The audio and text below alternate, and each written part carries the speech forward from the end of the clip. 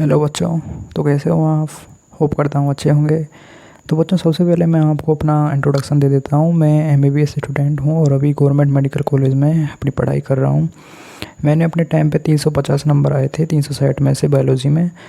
और आपको मैं यहाँ पर आज जो पहला चैप्टर हम पढ़ने जा रहे हैं, the living world, Hindi medium में। तो बच्चों, हिंदी मीडियम के बच्चों को बहुत सी दिक्कतें आती हैं पढ़ने में, तो इसलिए मैं आपको पढ़ा रहा हूँ। यूट्यूब पे इंग्लिश मीडियम की एनसीईआरटी तो बहुत मिल जाएंगी, लेकिन हिंदी मीडियम की टीचर काफ़ी कम हैं। तो इसलिए मैं आपको आज पढ़ाने जा रहा हूँ हिंदी मीडियम में। तो बच्चों, कुछ भी नोट करने की ज़रूरत नहीं है, क्योंकि डिस्क्रिप्शन में मैं आपको इसका लिंक डाल दूँगा, आप वहाँ से डाउनलोड कर लेना और वीडियो पूरी देखना। और यदि आपको वीडियो यूज़फुल लगे तो आप चैनल को सब्सक्राइब भी कर सकते हैं, आगे भी ऐसी वीडियो आती रहेंगी। तो बच्चों, आज हम बात करते हैं हमारे इस चैप्टर की, द लिविंग वर्ल्ड। तो बच्चों, आप में से कितने ऐसे बच्चे हैं जो वैज्ञानिक का परिचय पढ़ते हैं? यानी कि पाठ से पहले आपको एक वैज्ञानिक का परिचय दिया जाता है, तो आप ज़्यादातर बच्चे उसको स्किप कर देते हैं, लेकिन ऐसा नहीं करना है, क्योंकि आजकल एनसीईआरटी में आपको एनटी ऐसे क्वेश्चन भी देखने को मिल जाते हैं वैज्ञानिकों के परिचय में से। तो यही हम पढ़ते हैं। सबसे पहले जैसे हमारा वैज्ञानिक दिया गया है अर्नेस्ट मेयर। तो अर्नेस्ट मेयर का हमें सबसे पहली जो यहाँ पर एक बात नोट करनी है कि अर्नेस्ट मेयर जो हैं, इनको 20वीं सदी का डार्विन कहा जाता है। तो हमारा पहला क्वेश्चन यहाँ से बन गया कि अर्नेस्ट मेयर को 20वीं सदी का डार्विन कहा जाता है। और अर्नेस्ट मेयर को अब तक के सबसे 100 महान वैज्ञानिकों में माना जाता है। दूसरा ये, इसके अलावा अर्नेस्ट मेयर जो थे, उनको Alexander Agassiz professor of zoology emeritus की पदवी दी गई थी। अच्छा जी। इसके अलावा अर्नेस्ट मेयर जो थे, उन्होंने किन किन सब्जेक्ट पर अपना काम किया था? तो उन्होंने 7 सब्जेक्ट पर अपना काम किया था। पक्षी विज्ञान, वर्गीकरण विज्ञान, प्राणी भूगोल, विकास, वर्गीकी, जीव विज्ञान के इतिहास और दर्शन आदि पर अनुसंधान केंद्रित किया। तो ये भी पूछ सकते हैं, ऑप्शन में दे देंगे इन सब्जेक्टों को कि किस पर उन्होंने कार्य नहीं किया या किस पर उन्होंने कार्य किया। तो ये आपको 7 सब्जेक्ट याद रखनी है। इसके अलावा उन्होंने जीव वैज्ञानिक जाति वर्गीकी की परिभाषा की अगुवाई की। यहाँ पर एक कन्फ्यूजन मैंने लिखा है, इसका मतलब ये है कि एनसीईआरटी जो है हिंदी वाली, उसमें ये ऐसा दिया हुआ है, जबकि इंग्लिश वाली जो एनसीईआरटी है उसमें अलग दिया है। इंग्लिश वाली एनसीईआरटी में दिया है कि पायोनियर ऑफ बायोलॉजिकल स्पीसीज, या फिर हम बोलें बायोलॉजिकल स्पीसीज जो शब्द है ये किसने दिया? तो अर्नेस्ट मेयर ने दिया था। तो जब भी क्वेश्चन आए कि जैविक स्पीसीज जो टर्म है ये किसने दिया था, तो अर्नेस्ट मेयर ने दिया था। यही के बच्चों, ये इंग्लिश की एनसीईआरटी में लिखा है, हिंदी वाली में नहीं लिखा है, तो आप इसको नोट कर लेना ना, है ना। तो इसके अलावा अर्नेस्ट मेयर जो थे, उनको जीव विज्ञान के 3 ताजों की संज्ञा दी जाती है। उन्होंने जीव विज्ञान के 3 अवार्ड दिए गए थे।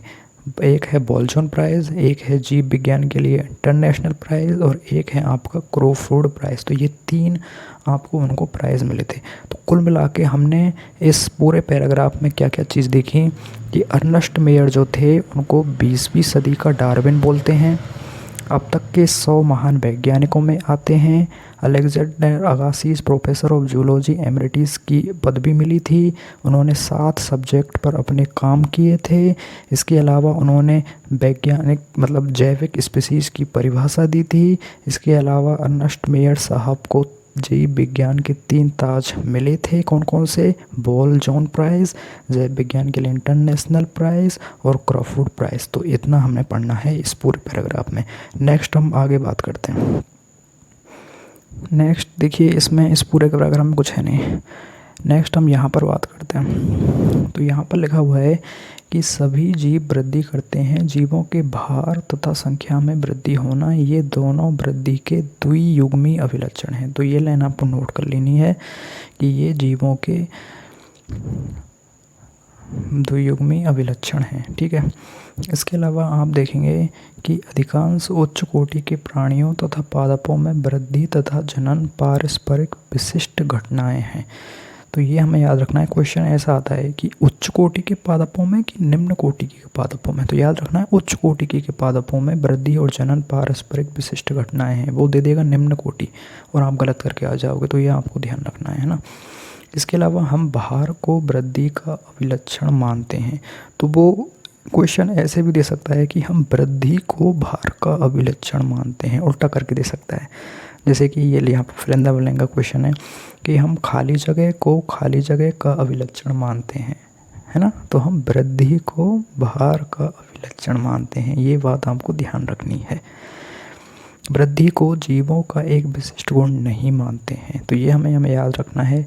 अब यहाँ पर दो चीज़ आती हैं, एक होती है जीवों के अभिलक्षण और एक होता है जीवों के विशिष्ट लक्षण। तो आपको ध्यान रखना है कि अभिलक्षण और विशिष्ट लक्षण ये दो अलग अलग चीज़ें हैं। अभिलक्षण जो हैं वो चार चीज़ें मिलकर बनाती हैं, वृद्धि, जनन, उपापचय या कोशिका संगठन और चेतना। और विशिष्ट लक्षण जो होते हैं वो आपकी होती हैं दो चीज़ें, एक होती है उपापचय, कोशिका संगठन या चेतना। तो ये दोनों काफ़ी कन्फ्यूजिंग वर्ड हैं कि अभिलक्षण और विशिष्ट लक्षण ये दोनों ही अलग अलग चीज़ें हैं। अभिलक्षण में चार चीज़ें हैं, विशिष्ट लक्षण में दो चीज़ें हैं। अभिलक्षण व विशिष्ट लक्षण दो अलग अलग चीज़ें हैं। वृद्धि व जनन विशिष्ट लक्षण नहीं है। क्यों? हमने देखा विशिष्ट लक्षण में आपके 3 और 4 ये आ रहे हैं, मतलब उपापचय, कोशिका संगठन और चेतना आ रही है, लेकिन वृद्धि और जनन ये आपके विशिष्ट लक्षण में नहीं है। क्यों? क्योंकि विशिष्ट लक्षण वह होता है जो सभी सजीवों में बिना अपवाद के पाया जाए तथा निर्जीवों में अनुपस्थित हो। वृद्धि तो निर्जीव भी करते हैं, इसलिए वृद्धि विशिष्ट लक्षण नहीं है। क्योंकि हमें विशिष्ट लक्षण के लिए ऐसा गुणधर्म चाहिए जो केवल और केवल सजीवों में पाया जाता हो, निर्जीवों में नहीं पाया जाए। जबकि वृद्धि निर्जीवों में भी पाई जाती है। कैसे पाई जाती है निर्जीवों में? कि पहाड़ है, उसका आकार हम देखते हैं समय के साथ बड़ा होता जाता है, तो वो भी तो एक तरीके से वृद्धि ही कर रहा है ना। तो इसलिए हम वृद्धि को जीवों का विशिष्ट गुण नहीं मानते।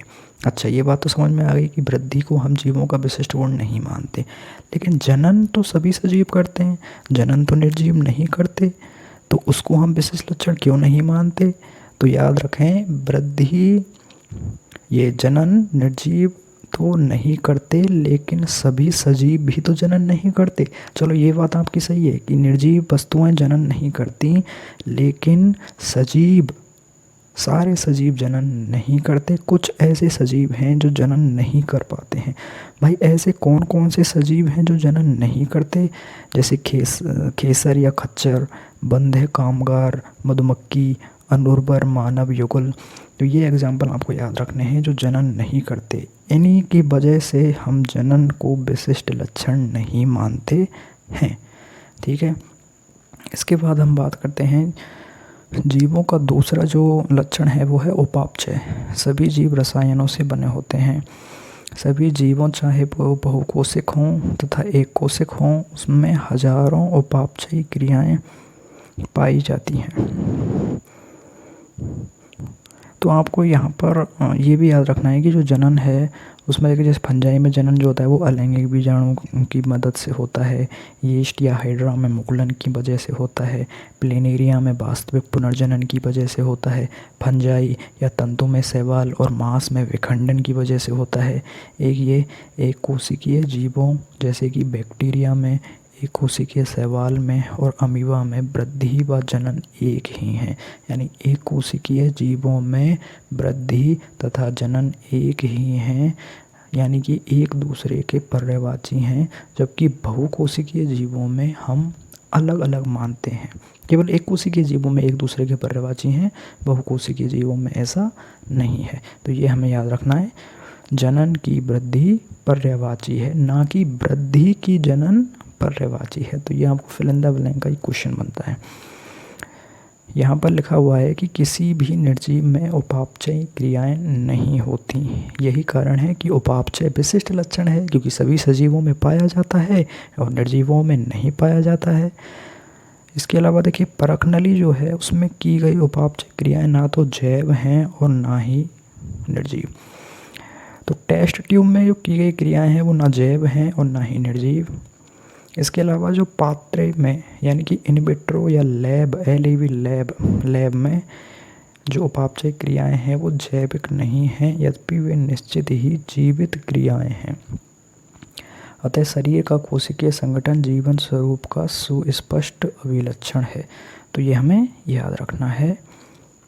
इसके अलावा एक चेतना जो है इसको भी हम विशिष्ट लक्षण मानते हैं। सभी जीवों का सबसे स्पष्ट परंतु पेचीदा अभिलक्षण अपने आसपास या पर्यावरण के उद्दीपनों, जो भौतिक, रासायनिक या जैविक हो सकती हैं, की प्रति संवेदनशीलता तथा प्रतिक्रिया करना है।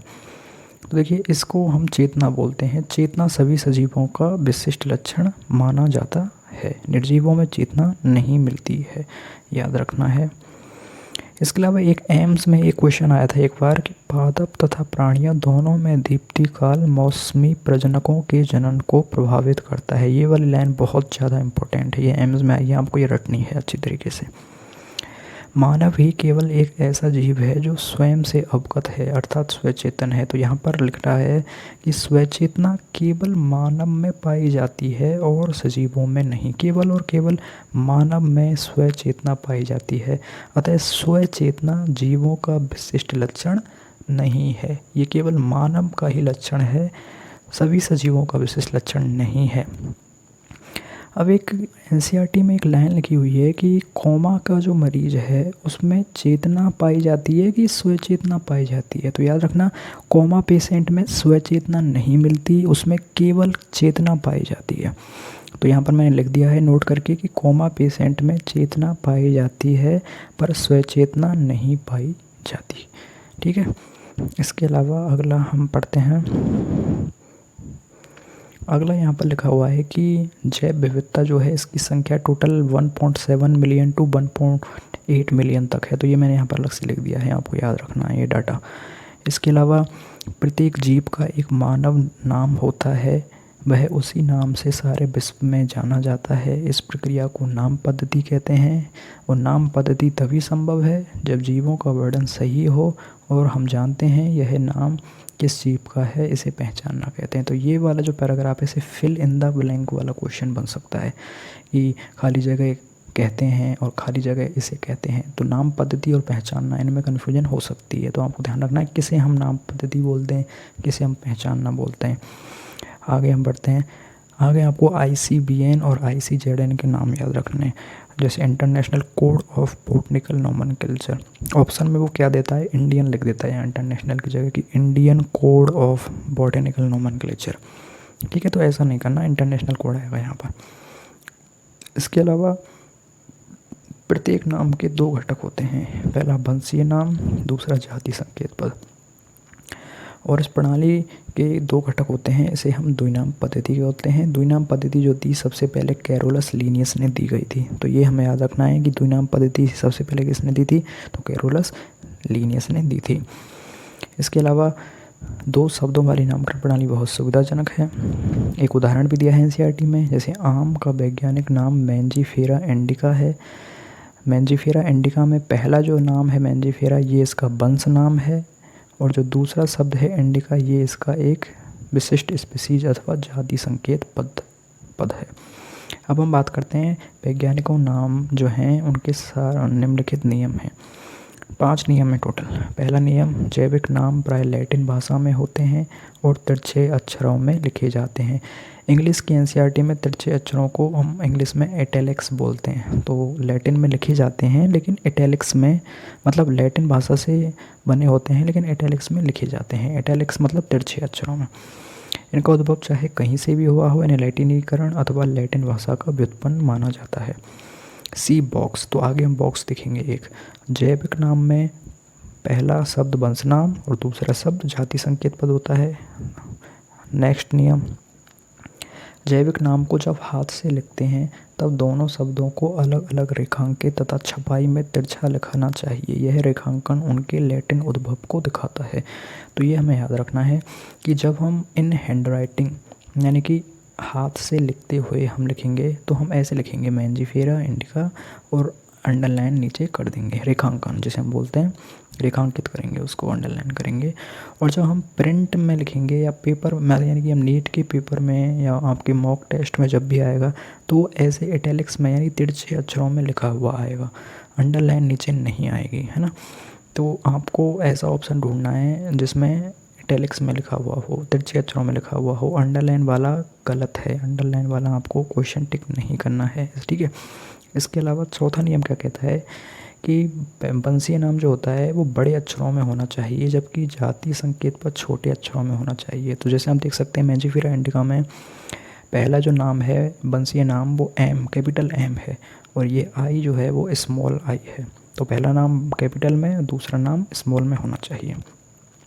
तो हम ऐसे याद रख सकते हैं, बा से वंश और बा से बड़ा अक्षर। तो ठीक है, ट्रिक मैंने लिख दी है, बा से वंश, बा से बड़ा।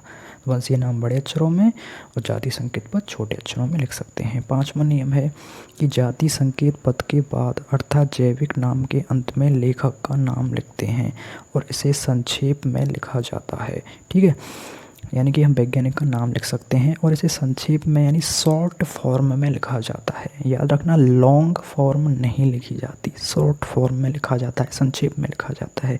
जैसे मैंजीफेरा इंडिका लिन, यानी कि कैरोलस लीनियस ने इसको दिया था सबसे पहले, तो इसलिए लिन। इसका अर्थ है सबसे पहले स्पीसी का वर्णन कैरोलस लीनियस ने किया था। इसके बाद हम बात करते हैं वर्गीकरण की परिभाषा दी गई है। वर्गीकरण वह प्रक्रिया है जिसमें कुछ सरलता से दर्शाए गुणों के आधार पर सुविधाजनक रूप से हम वर्गीकृत कर सकते हैं। तो ये आपको वर्गीकरण की परिभाषा याद रखनी है। एनसीईआरटी में आगे यहाँ पर मैंने एक इम्पोर्टेंट वो लिखा है कि scientific name of mango, capital small capital. जैसे कि साइंटिफिक नेम ऑफ मैंगो जो वो है मैंजीफेरा इंडिका लिन। तो मैंजीफेरा का जो एम आएगा, कैपिटल एम आएगा, तो वो कैपिटल लेटर में आएगा, और इंडिका का जो आई आएगा वो स्मॉल में आएगा, और लिन जो है मैंजीफेरा इंडिका लिन, उसका जो एल आएगा वो भी कैपिटल में आएगा।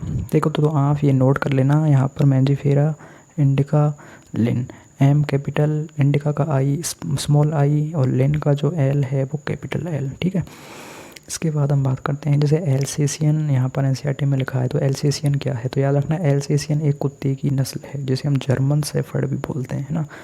इसके अलावा कुत्ता, बिल्ली, स्तनधारी, गेहूँ, चावल, पौधे, जंतु आदि सुविधाजनक वर्ग हैं जिन्हें हम टैक्सा बोलते हैं। टैक्सा विभिन्न स्तर पर सही वर्गों को बता सकता है। पौधा भी एक टैक्सा है, गेहूँ भी एक टैक्सा है, और ये सब टैक्सा हैं। तो इस पर आधारित एक क्वेश्चन है एनसीईआरटी वेस्ट कि in given examples how many are taxa, dogs, wheat, rice, plants, mango, mammalia, animals, leaves, wood, joints, legs. तो याद रखना है wood, leave, jointed legs are not taxa.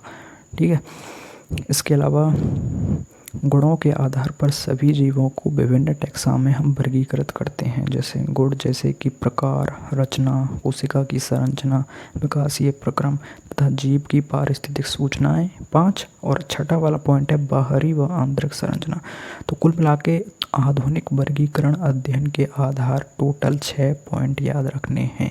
English वाली एनसीईआरटी में 6वां पॉइंट है, हिंदी वाली एनसीईआरटी में 5 पॉइंट हैं। 6वां पॉइंट ये इंग्लिश वाली एनसीईआरटी से मैंने यहाँ हिंदी में भी लिख दिया है, बाहरी व आंतरिक संरचना। तो टोटल 6 पॉइंट हैं आधुनिक वर्गीकरण अध्ययन के आधार में। इसके अलावा वर्गीकी या टैक्सोनॉमी के आधार, तो ये टोटल 4 हैं, विशेषीकरण, पहचान, वर्गीकरण और नाम पद्धति। तो ये वर्गीकी या टैक्सोनॉमी के आधार, तो 2 चीज़ें, आधुनिक वर्गीकरण अध्ययन के आधार और वर्गीकी के आधार। यहाँ 6 हैं टोटल, यहाँ 4 हैं टोटल, तो ये हमें याद रखना है। एक और लाइन लिखी गई है, इसे बहुत से बच्चे गलत करते हैं पेपर में, विभिन्न जीवों के वर्गीकरण का आधार उपयोग पर आधारित था। यानी कि जो प्राचीन वर्गीकरण था आपका वो उपयोग पर आधारित था। ठीक है, तो ऐसा लाइन आएगा कि प्राचीन वर्गीकरण किस पर आधारित था, तो प्राचीन वर्गीकरण उपयोग पर आधारित था। ठीक है, नेक्स्ट हम बात करते हैं, थोड़ा फास्ट पढ़ा रहा हूँ, वो इसलिए पढ़ा रहा हूँ क्योंकि वीडियो काफ़ी लंबी हो जाएगी, तो प्लीज़ थोड़ा सा सपोर्टिव रहें। तो देखिए, वर्गीकरण पद्धति सिस्टेमेटिक्स बोलते हैं। सिस्टेमेटिक शब्द लैटिन शब्द सिस्टेमा से आया है, तो याद रखना ये सिस्टेमा जो है वो लैटिन शब्द है। सिस्टेमेटिक शब्द लैटिन शब्द से आया है, और ये जो दिया था कैरोलस लीनियस ने दिया था। कैरोलस लीनियस ने अपनी एक किताब भी लिखी थी जिसका नाम है सिस्टेमा नेचुरी। ठीक है, तो ये कैरोलस लीनियस ने ही दी थी, तो सिस्टेमेटिक शब्द भी लीनियस ने दिया है, और सिस्टेमेटिक्स नेचुरी जो पुस्तक है वो भी लीनियस ने लिखी थी। इसके अलावा वर्गीकरण पद्धति में पहचान, नाम पद्धति और वर्गीकरण को शामिल करके इसके क्षेत्र को बढ़ा दिया है। वर्गीकरण पद्धति में जीवों के विकासीय संबंधों का भी ध्यान रखा जाता है। तो ये हमें याद रखना है कि वर्गीकरण पद्धति जिसे हम सिस्टेमेटिक्स बोलते हैं, इसमें सम्मिलित क्या है, तो टोटल 3 चीज़ सम्मिलित हैं, पहचान, नाम पद्धति और वर्गीकरण है। इंग्लिश में हम बोलते हैं आइडेंटिफिकेशन, नोमेनक्लेचर और क्लासिफिकेशन, है ना। वर्गीकरण पद्धति किस पर आधारित है, तो जीवों के विकासीय संबंध यानी एवोल्यूशनरी रिलेशनशिप पर आधारित है।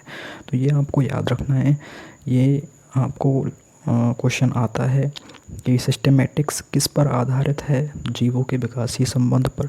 सिस्टेमेटिक्स में क्या क्या सम्मिलित है, तो 3 चीज़ें सम्मिलित हैं, ठीक है। इसके बाद नेक्स्ट हम आगे बढ़ते हैं वर्गीकी संवर्ग। तो वर्गीकरण एकल सोपान प्रक्रम नहीं है, सिंगल स्टेप नहीं है वर्गीकी, इसमें मल्टीपल स्टेप यानी पद अनुक्रम सोपान अनेक सीढ़ियाँ होती हैं, जिसमें प्रत्येक सोपान पद अथवा वर्ग को प्रदर्शित करता है। पद को इंग्लिश में रैंक बोलते हैं और वर्ग को इंग्लिश में हम कैटेगरी बोलते हैं, याद रखना है। ये सभी मिलके वर्गीकी पदानुक्रम बनाते हैं।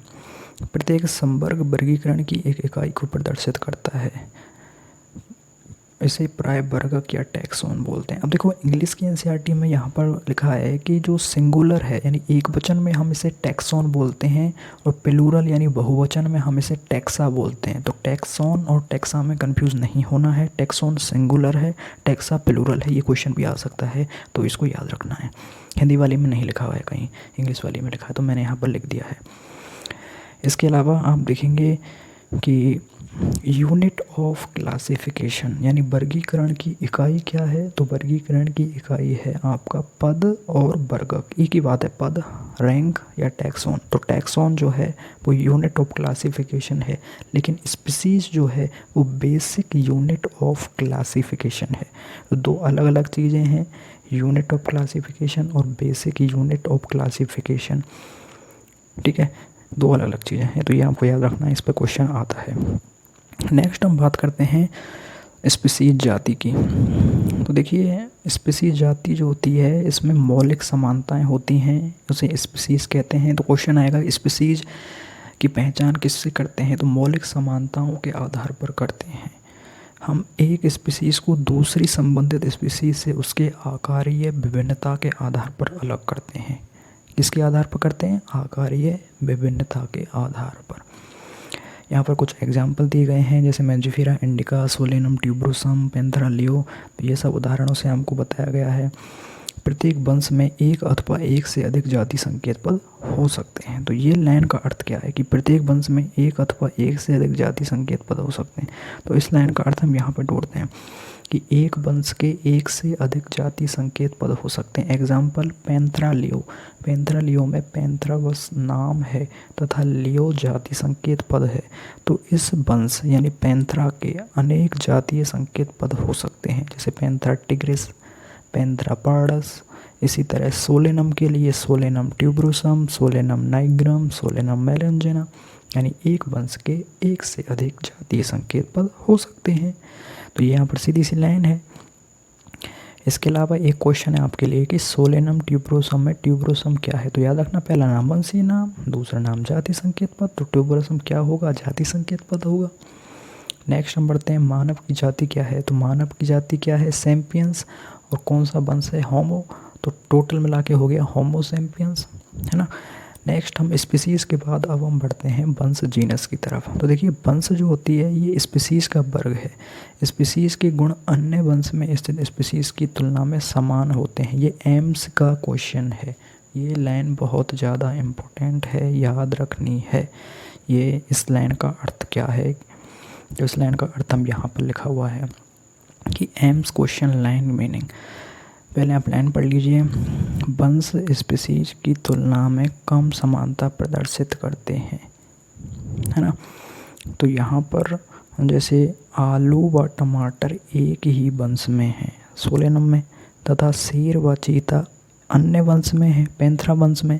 तो आलू के गुण शेर व चीते से ज़्यादा मिलेंगे कि टमाटर से, ऑफकोर्स टमाटर से। क्यों, क्योंकि टमाटर उसी वंश का है जिसमें आलू आता है, मतलब आलू व टमाटर का एक ही वंश है। अब लाइन दोबारा पढ़ें। वंश संबंधित स्पीसीज का एक वर्ग है जिसमें स्पीसीज यानी आलू टमाटर के गुण अन्य वंश में स्थित स्पीसीज यानी शेर व चीते की तुलना में समान होते हैं। तो ये लाइन आपको समझ में आ गई कि वंश में संबंधित स्पीसीज का एक वर्ग आता है जिसमें स्पीसीज के गुण अन्य वंश में स्थित स्पीसीज की तुलना में समान होते हैं। ठीक है, तो ये एम्स की लाइन है। इसके बाद हम बात करते हैं कुल के बारे में। कुल जो है वो वंश का समूह कहलाता है। कुलों के वर्गीकरण का आधार पौधों के कायिक तथा जन्य गुण है, जबकि स्पीसीज के वर्गीकरण का आधार उनके आकारीय विभिन्नता थी। लेकिन कुलों के वर्गीकरण का आधार पौधों के कायिक तथा जन्य गुण है, याद रखना है। इसके अलावा ये जो यहाँ पर लिखा हुआ है इसको मैं बाद में समझाऊंगा, है ना, अभी रुक जाओ।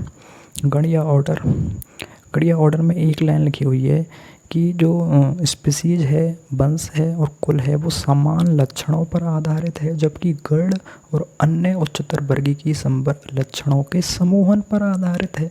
तो ये मैंने यहाँ पर नोट करके लिख दिया है कि गण और उच्चतर वर्गीय संवर्ग लक्षणों के समूहन पर आधारित होता है, जबकि स्पीसीज, वंश और कुल ये तीनों समान लक्षणों पर आधारित होते हैं। तो इसमें से क्वेश्चन आता है। ये जो लाइन है ये वाली मैं बाद में समझाऊंगा। इसके बाद वर्ग या क्लास जो होता है इसमें गण का समूह कहलाता है क्लास। ये जो लिखा हुआ है इसको मैं बाद में समझाऊंगा, अभी हम रुक जाओ। संघ या फाइलम याद रखना है, इसको हम डिवीजन भी बोलते हैं पौधों के लिए और संघ या फाइलम बोलते हैं जंतुओं के लिए। तो ये भी मैं आपको बाद में समझाऊंगा। अब आप देखिए जगत या किंगडम, यहाँ पर ये जो वर्ग की पदानुक्रम लिखा हुआ है तो स्पीसीज से जगत की तरफ जाने पर समान गुण कम होते हैं। यानी हम जैसे हम स्पीसीज यानी जाति से वंश, कुल, गण, वर्ग, संघ, जगत की तरफ जाएंगे तो समान लक्षणों की संख्या कम होती जाएगी और विभिन्नताएं बढ़ती जाएंगी। तो ये हमें याद रखना है, जैसे जैसे हम स्पीसीज से जगत की ओर जाते हैं तो समान गुणों की संख्या में कमी आती है। सबसे नीचे जो टैक्सा होगा उसके सदस्यों में समान गुण ज़्यादा होंगे। मतलब कुल और जाति इन दोनों में समान गुण किस में ज़्यादा है, तो ऑफकोर्स जाति में ज़्यादा है, क्योंकि जाति नीचे आती है। जितना ज़्यादा जो नीचे आएगा उसमें उतने ही ज़्यादा गुण समान होंगे, और जो जितना ज़्यादा ऊपर आएगा उसमें उतने ही गुण विभिन्न ज़्यादा होंगे। ठीक है, ये एक टेबल दी हुई है आपको एनसीईआरटी में, तो ये टेबल आपको याद रखनी है। इस टेबल में से क्या क्या क्वेश्चन बन सकते हैं, जैसे घरेलू मक्खी का वंश क्या है, गेहूं का गण क्या है, गेहूं एक बीजपत्री है कि द्विबीजपत्री है ना। तो इस टेबल को याद रखना है आपको। इसके अलावा देखिए सम इम्पोर्टेंट वैज्ञानिक नाम जो एनसीईआरटी में दिए गए हैं, तो ये मैंने सारे वैज्ञानिक नाम आपको यहाँ लिख दिए हैं जो भी एनसीईआरटी में दिए गए हैं। इसके अलावा अदर इम्पोर्टेंट पॉइंट्स में मैंने जो जैसे मैंने यहाँ पे छोड़ा था, मैंने आपको बताया नहीं था, यहाँ पर ये फैमिली वगैरह ये सब दिया हुआ है, तो ये सब मैंने आपको यहाँ पर समरी के रूप में लिख दिए हैं। देखो अदर इम्पोर्टेंट पॉइंट्स में जाती है, स्पीसीज जो है बेसिक यूनिट ऑफ क्लासिफिकेशन है। वंश जो होता है वो स्पीसीज का समूह होता है। वंश के उदाहरण भी दिए हैं, जैसे सोलेनम वंश और पैंथेरा वंश। सोलेनम वंश में आती हैं आलू, बैंगन, मकोए, और पैंथेरा वंश में आते हैं शेर, चीता, तेंदुआ।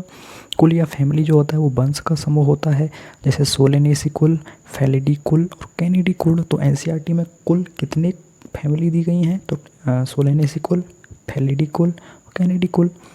ठीक है, तो ये हमको याद रखना है। सोलेनेसी कुल में सोलेनम वंश आता है, पिटूनिया वंश आता है, दतूरा वंश आता है। फेलिडी कुल में पैंथेरा वंश आता है और फेलिस वंश आता है।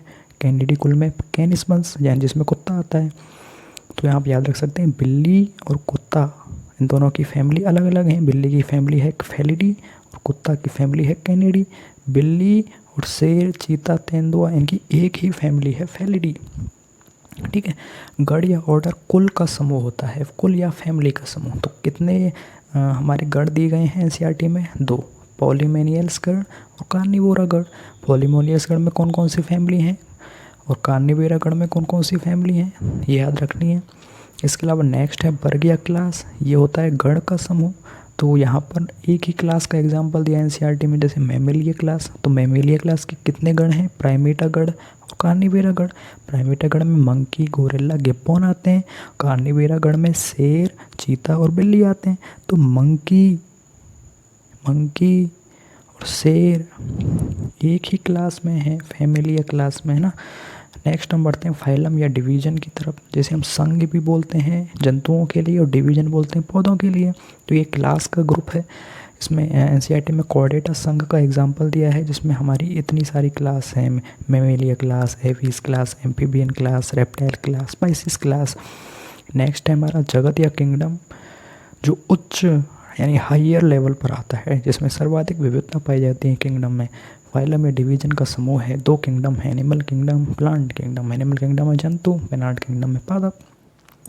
अब इस टेबल के आधार पर आपको कुछ क्वेश्चन दिए गए हैं, जैसे कुत्ता व बिल्ली वर्गीकी पदानुक्रम में एक दूसरे से किस प्रकार संबंधित हैं। तो याद रखना गण के आधार पर, यानी दोनों का गण सेम है, कार्निवोर। आप देख सकते हो टेबल में कि यहाँ पर ये कुत्ता है, यहाँ पर बिल्ली है, दोनों की फैमिली अलग अलग है। बिल्ली फेलिडी कुल में है, कुत्ता कैनिडी कुल में है। दोनों सेम में कैसे आएंगे, यानी फेलिडी और कैनिडी दोनों एक ही गण कार्निवेरा गण में है। तो कुत्ता और बिल्ली एक दूसरे से रिलेटेड हैं गण के आधार पर, दोनों एक ही गण में है।